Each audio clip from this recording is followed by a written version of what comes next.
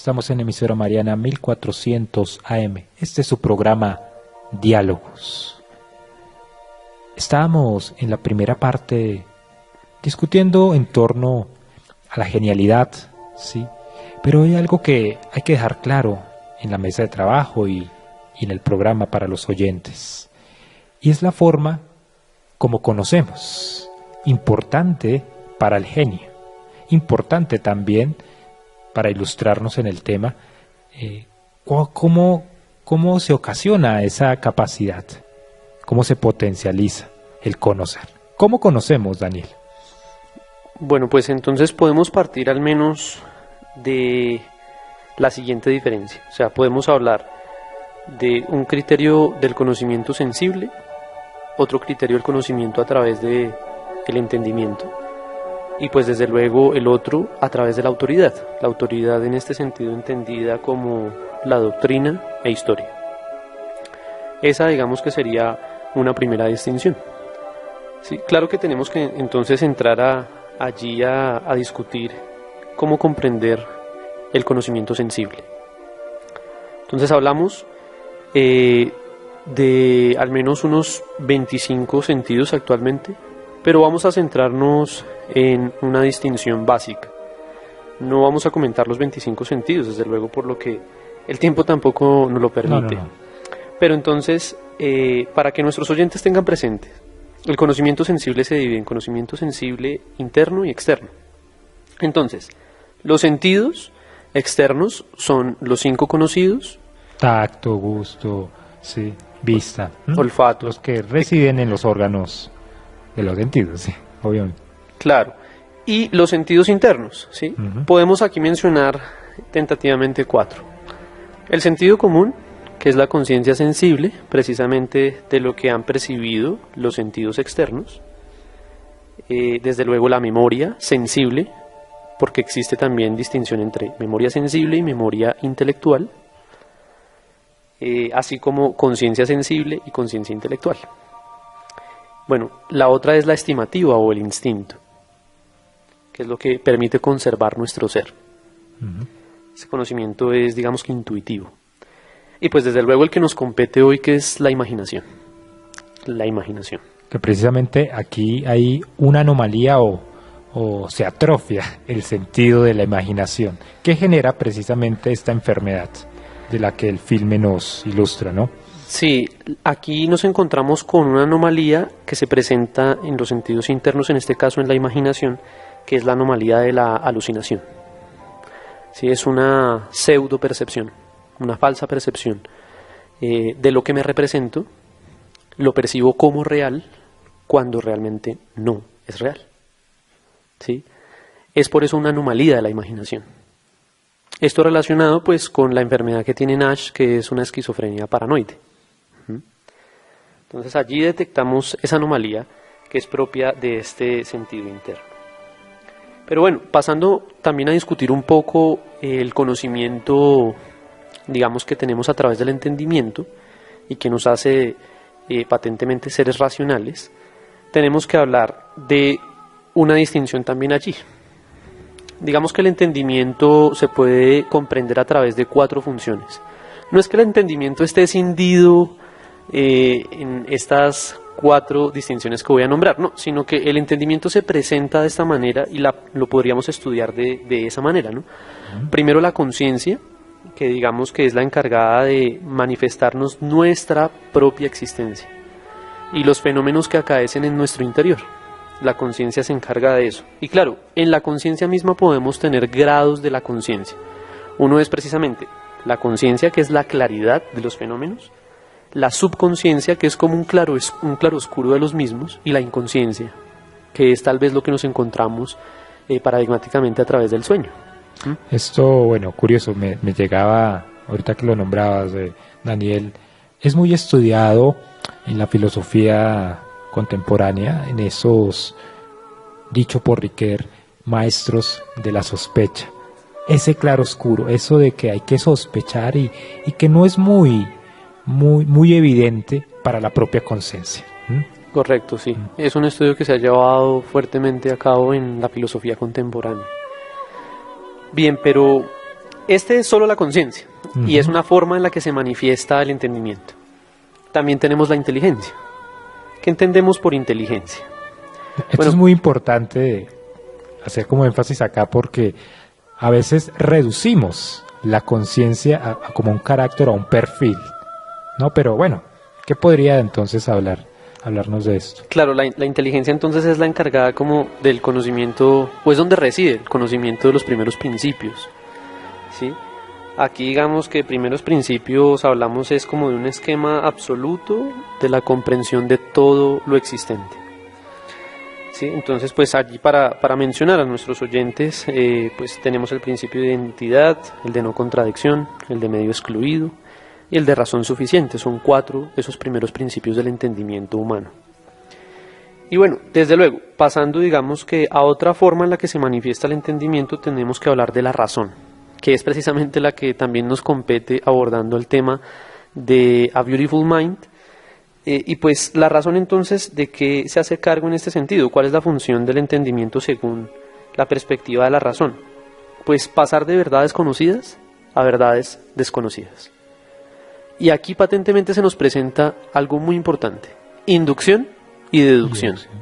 Es decir, pasar de la comprensión de los fenómenos particulares a los más generales es la inducción, y pasar digamos que de los axiomas más universales o generales a la comprensión de un fenómeno particular. Eso es deducción. Evidentemente el campo de la matemática trabaja en la deducción. Estas son formas como opera el entendimiento. El entendimiento, correcto. Y esas formas, podemos decir, son razonamientos, o el entendimiento opera por razonamientos. Entonces aquí nos ilustradas en inductivo y deductivo. Correcto. Sí. En la lógica matemática, que es el tema de la película, que es la potencialidad que tiene aquí el genio, el Nach, ¿sí? O sea, precisamente es la intuición y el talento por la lógica matemática que viene en el razonamiento inductivo. Deductivo. No, perdón. Deductivo. De lo particular, de lo general a lo particular. Sí, entonces precisamente la razón también es la encargada allí, digamos, es la encargada de hilar los razonamientos que se presentan tanto deductiva como inductivamente, pero para obtener los razonamientos, digamos que tenemos que obtener nuestros juicios. Los juicios son un constructo de ideas que llamamos sujeto y predicado, ¿sí? Sí. Pero entonces, estas ideas digamos que se pueden estudiar unitariamente. A esto es a lo que llamamos precisamente la distinción entre idea y concepto. Entonces, la razón es la que nos abre este panorama de discusión, ¿sí? Es decir, el origen de la idea, cómo se construyen los juicios y de allí cómo se construyen los raciocinios. Bueno, pero para nombrarles ya la última, digamos que función a través de la cual se proyecta también el entendimiento, es la memoria. Ahorita les hablaba precisamente en los sentidos internos también de una memoria, pero esta memoria es sensible.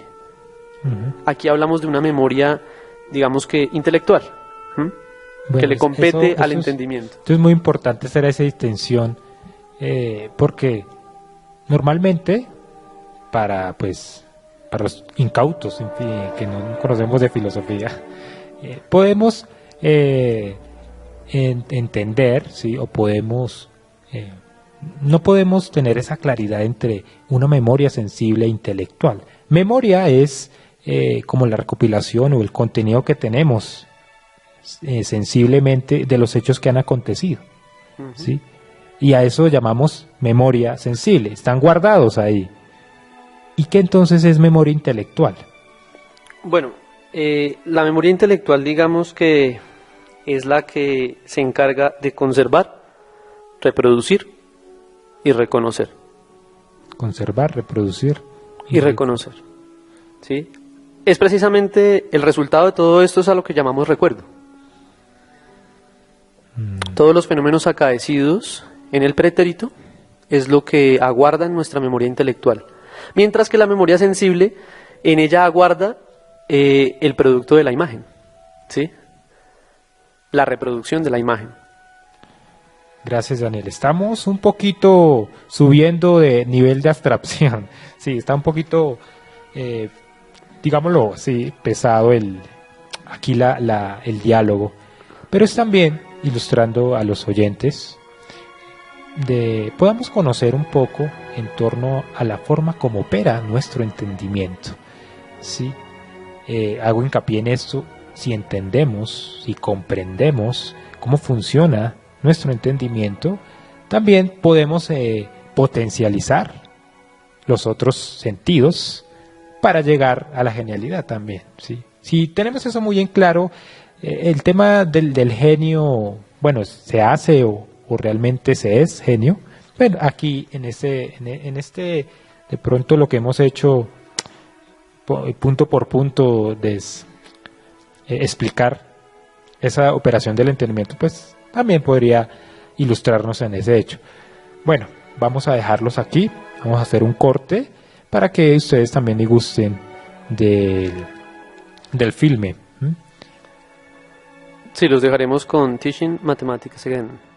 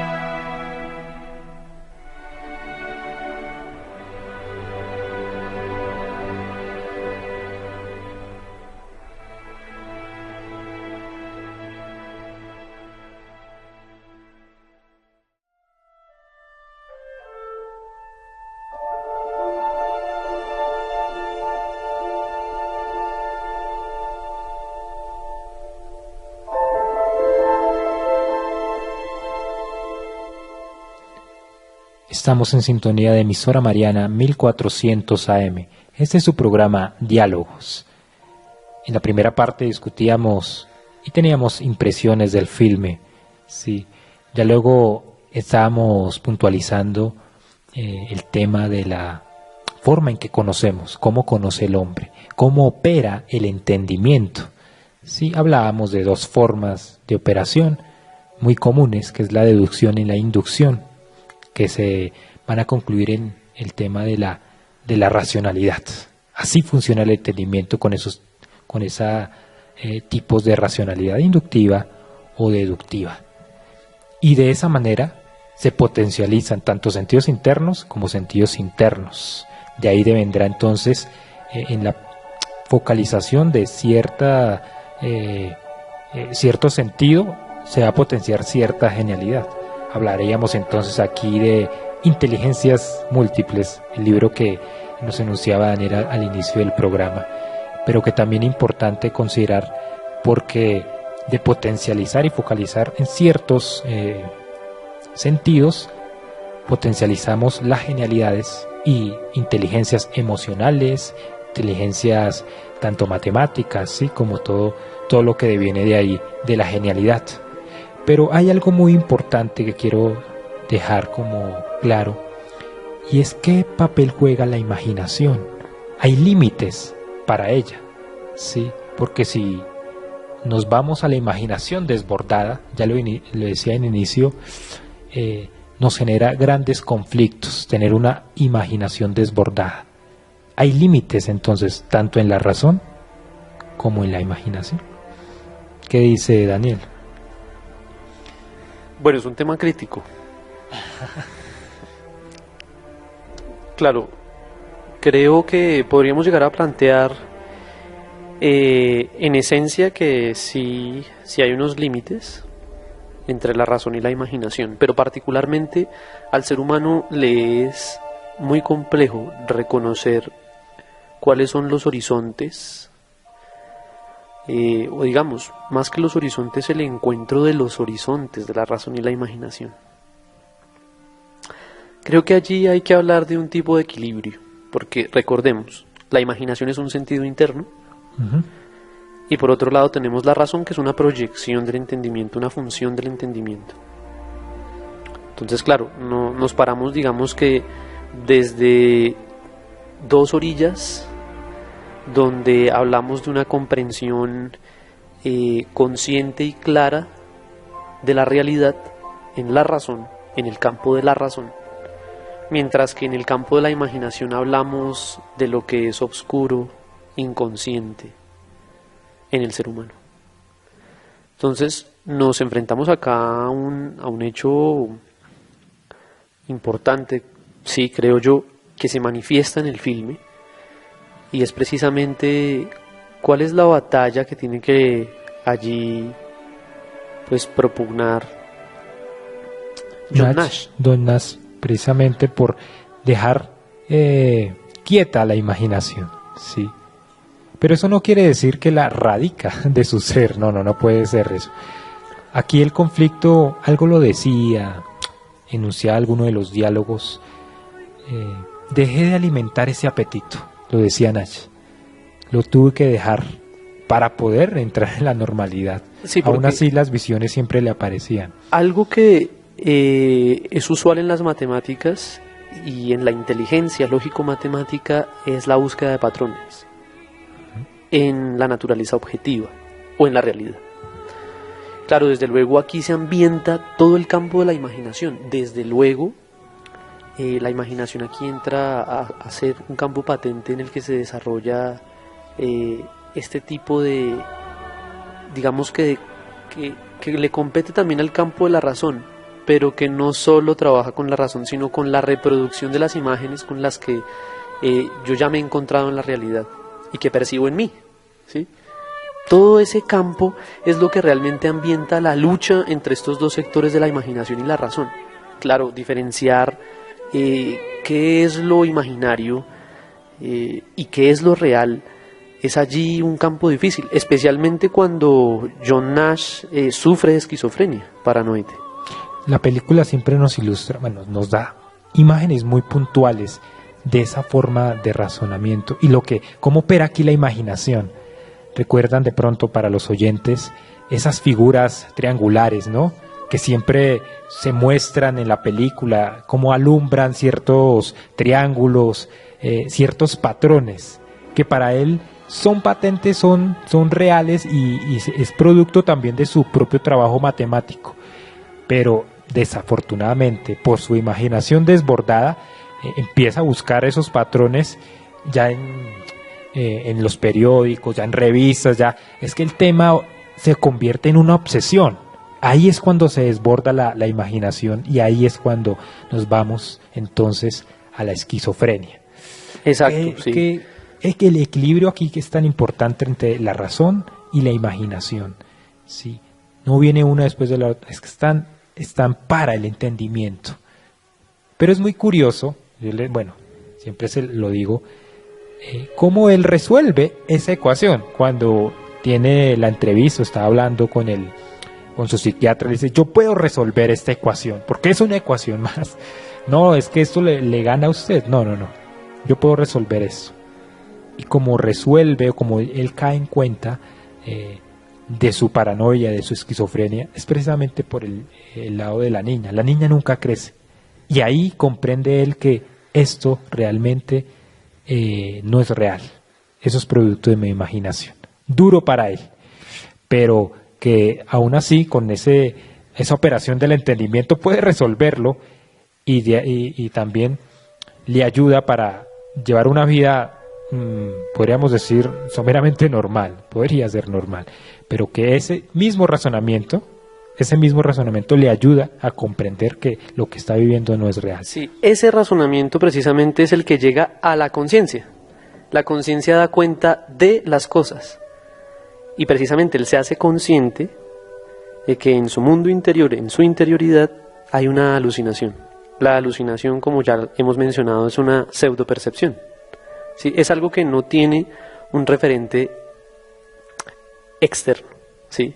No llega a través de nuestros sentidos externos. Entonces, claro, da cuenta, es consciente de la alucinación, por lo tanto. Diferente a ilusión, que pues es una percepción distorsionada de un estímulo sensible externo, ¿sí? Es distinto la alucinación a la ilusión.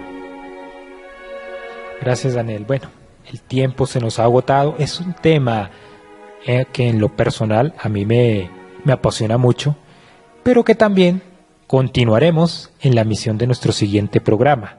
Aquí no acaba el tema de la genialidad. Y algo que quiero también dejar en claro para los oyentes es el tema tan discutido de la empatía del genio. Lo vamos a discutir el siguiente programa y para ese diálogo que vendrá tendremos la película Una mente indomable. ¿Quién son estos personajes? ¿Quién nos ilustra aquí en esta película, Daniel? Bueno, pues allí en la película nos vamos a encontrar con Will Hunting. El papel protagónico aquí lo tiene Matt Damon, precisamente reflejándonos el estado de la genialidad, pero también las incursiones en las que se tiene que, digamos, que meter este personaje para poder esclarecer los conflictos interiores que posee, ¿sí? Y por eso allí la empatía llega a ser un tema relevante para discutir.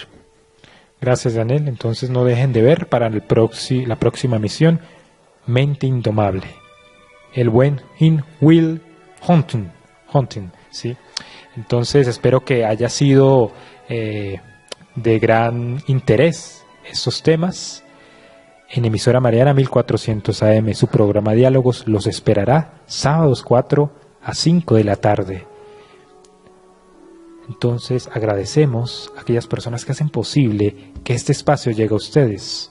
Al padre Orlando Ibarra de la Orden de San Agustín, director de la emisora Mariana, y a nuestro ingeniero de sonido que nos acompañó en máster, David Ricardo Cepeda. Quienes los acompañó, Daniel Felipe Moreno y su locutor Luis Alfredo Sánchez. Muchas gracias y muy buena tarde.